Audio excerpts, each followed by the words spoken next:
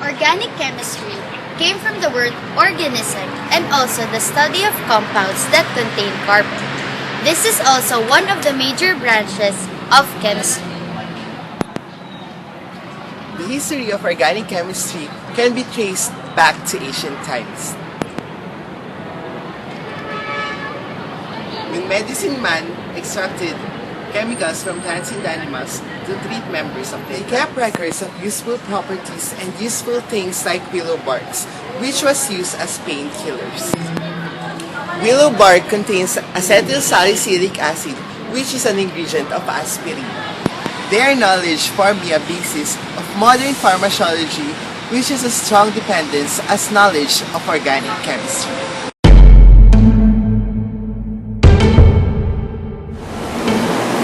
Organic chemistry was first defined as a branch of modern science by Jacob Berzelius. Organic compounds which are originated in living or once living matter. Inorganic compounds, they came from mineral or non-living matter. Like the most chemists of his era, he believed in vitalism. What is vitalism? Vitalism is the idea that organic compounds could only originate from living organisms through action of some vital force. As the student of Berzelius who made the discovery would result in abandonment of vitalism as a scientific theory.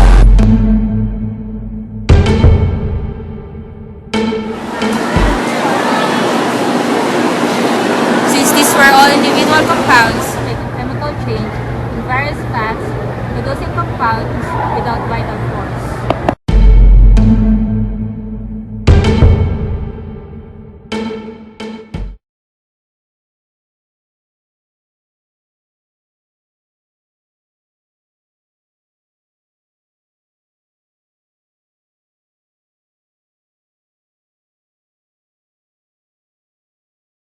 Roller mixed silver cyanate and ammonium to produce solid silver chloride and aqueous ammonium cyanate. Then he separated the mixture by filtration and tried to purify the aqueous ammonium cyanate by evaporating the water.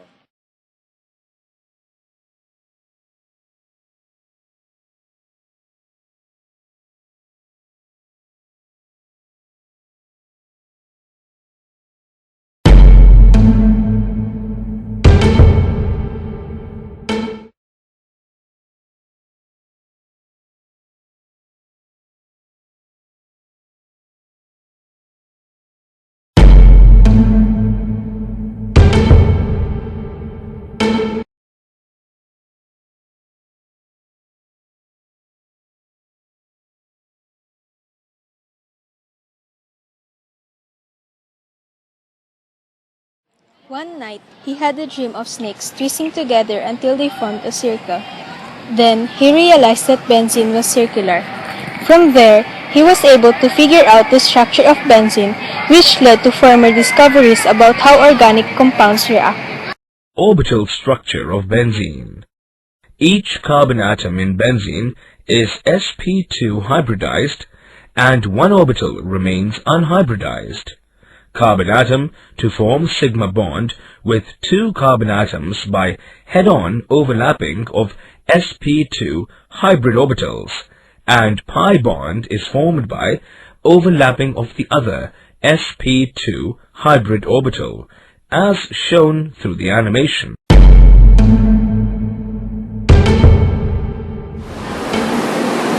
In 1874, Jacobus van Stoff and Joseph Achenlevel created the organic molecule modeling system and the 3D stereo chemical representation. The tetrahedral or sp3 geometry of carbon is the most important for building organic compounds. To turn this basic unit atom into a tetrahedral atom, all you need to do is put in 4 of these angular pegs, 2 on the top, and then in the opposite positions on the bottom, add the other 2, and you have now the tetrahedral. Also, in 1874, Omer Sidler enumerated the insecticide properties.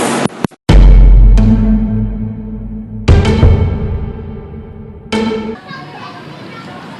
1899, Bayer, a German multinational chemical pharmaceutical company, produced aspirin commercially. Thousand years ago, ancient civilizations used willow as medicine to treat inflammation or as pain reliever. Later, in 400 BC, the Hippocrates in Greece administers willow leaf tea in women to ease pain of childbirth. Aspirin was officially produced as an anti-inflammatory using organic compounds that were originally used 1,000 years ago in medicine.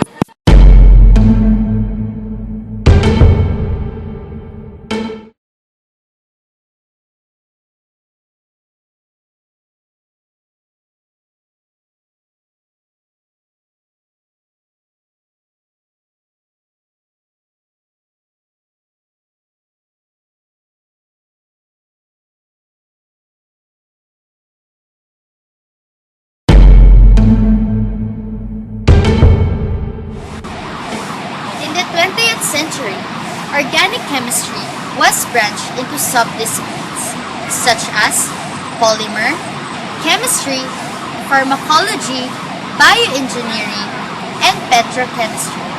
During that century, millions of new substances were discovered and synthesized.